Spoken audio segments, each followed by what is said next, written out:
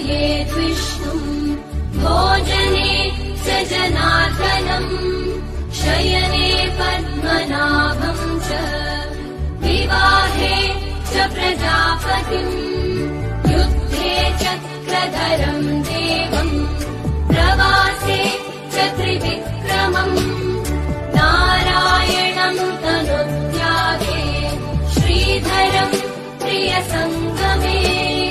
दुःस्वप्ने स्मर गोविन्दम् सङ्कटे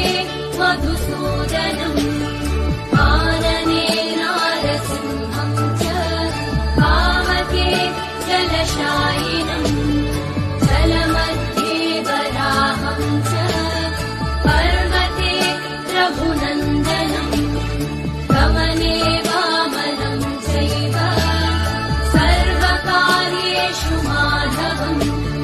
षोडशैतानि नामानि प्रातरुत्थाय यः पठेत्